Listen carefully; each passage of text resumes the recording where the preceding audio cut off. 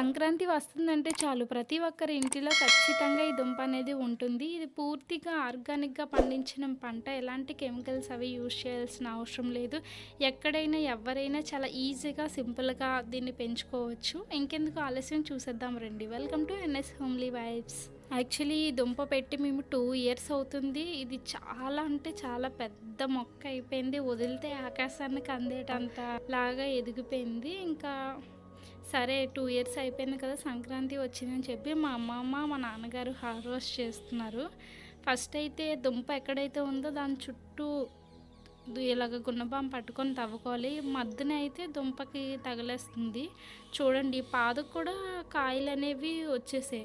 అంటే మీకు ఈ కాయలు బట్టి మీకు తెలిసిపోద్ది దుంప అనేది పెద్దగా అయ్యింది. సో, ఇంకా తీసుకోవచ్చు అని చెప్పేసి. ఆ పాదుకు వచ్చిన దుంపల్ని మీరు మళ్ళీ రీయూజ్ చేసుకోవచ్చు. భూమిలో పెట్టగానే మళ్ళీ మీకు దుంప అనేది ఊరుతుంది. కొంచెం పెద్ద దుంపలైతే మీరు వంటకు కూడా యూజ్ చేసుకోవచ్చు. మీరు తవ్వుకునేటప్పుడు దుంపను చూసుకుంటూ తవ్వుకోవాలి. లేదంటే దుంప అనేది ఇరిగిపోతుంది. మేము అలాగే తీసేటప్పుడు అయితే చిన్నది ఇరిగిపోయింది. ఇంకా కొంచెం ఉండిపోయింది. ఇంకా మా చెల్లొచ్చి లోపల పెట్టి మొత్తం ఆ దుంపనంతా తీస్తుంది. యాక్చువల్లీ ఇది మా అమ్మమ్మ ఉడిచింది. కాకపోతే కొంచెం గట్టిగా ఉన్న ల్యాండ్ మీద అయితే ఉడిచింది. అంటే కొంచెం ఇటుకలు అవి ఉన్నాయి. లేదు అంటే ఇంకా చాలా పెద్ద దుంప అనేది అవుతుంది. మీరు ఒకవేళ ఇది ఉడుచుకున్నట్లయితే కొంచెం లూజ్గా ఉన్న మట్టి దగ్గర ఉడుచుకుంటే మీకు పెద్ద దుంప అనేది వస్తుంది. 1 ఇయర్ కాకుండా 2 ఇయర్స్కి అయితే పెద్ద దుంప అనేది ఊరుతుంది. ఈ దుంప అనేది 1 ఇయర్ వరకు పాడవకుండా ఉంటుంది. చాలా ఫ్రెష్‌గా ఉంటుంది అప్పుడే తీసినట్లుగా. మీరు ఒకవేళ నీట్‌గా ఇప్పుడు వాటర్‌తో గాని కడిగారంటే వెంటనే పాడైపోతుంది. మీకు ఇలానే ఉంచుకొని మీకు కావాల్సినప్పుడు వాష్ చేసుకొని కుక్ చేసుకుంటేనే బావుంటుంది. ఒకవేళ తడిచిందంటే త్వరగా మీరు కుక్ చేసేసుకోవాలి.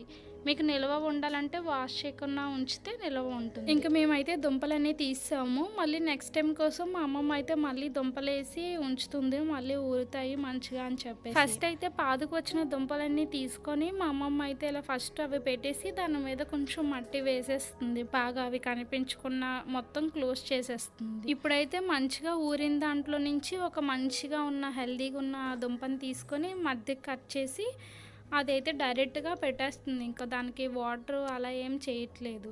డైరెక్ట్‌గా పెట్టేసి మట్టి అనేది వేసేస్తుంది. ఇంకా మళ్ళీ ఆ పాదుకున్న చిన్న చిన్న కాయల్ని కూడా పెడుతుంది. కొంచెం ఎక్కువ దుంపలు వస్తాయని చెప్పేసి. కానీ మీరైతే మట్టిలు కొంచెం లూజ్‌గా ఉన్న దగ్గర అయితే పెట్టుకోండి. దీనికోసం మనం ఎలాంటి కెమికల్స్ ఏమీ యూజ్ చేయాల్సిన అవసరం లేదు. వర్షం పడేటప్పుడు వర్షం వాటర్ సరిపోతుంది. బాగా సమ్మర్ డేస్‌లో అయితే ఫస్ట్ స్టార్టింగ్‌లోని మీరు కొంచెం వాటర్ వేయాల్సి ఉంటుంది. మంత్‌కి ఒకసారి వేసినా సరే సరిపోతుంది.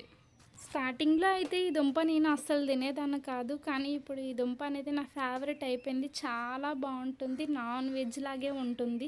వెజ్ లవర్స్‌కి అయితే ఇది పండగ చేసుకోవచ్చు. చాలా బావుంటుంది. ఇలా దుంపలన్నీ భూమిలో పెట్టేసుకున్నాక మొత్తం మట్టి అంతా ఫుల్‌గా కవర్ చేసుకొని కొంచెం వాటర్ అనేది స్ప్రింకిల్ చేసుకోవాలి చుట్టూను. సో, మనకి మొక్క అనేది స్టార్టింగ్ కాబట్టి కొంచెం వాటర్ అవసరం ఉంటుంది. మీరేంటంటే ఒక 1 మంత్ లైట్‌గా గుర్తొచ్చినప్పుడల్లా వేస్తే సరిపోద్ది. తర్వాత ఇంకా మంత్లీ వన్స్ వేసినా సరే సరిపోతుంది. దుంప కోసం మనం ఫుల్‌గా తవ్వేసాం కాబట్టి ఇప్పుడు మొత్తం సమానంగా చేసుకోవాలి. లేదు అంటే వర్షాకాలంలో వర్షం అది పడేటప్పుడు అక్కడ కొంత గుంటలాగా తయారైపోయి మొత్తం దుంపలన్నీ పైకొచ్చేస్తూ ఉంటాయి. సో, మట్టి మొత్తం ఈక్వల్‌గా చేసుకొని నీట్‌గా పెట్టేసుకోవడమే అంతే. Please subscribe to my channel and ఏమైనా డౌట్స్ ఉంటే కామెంట్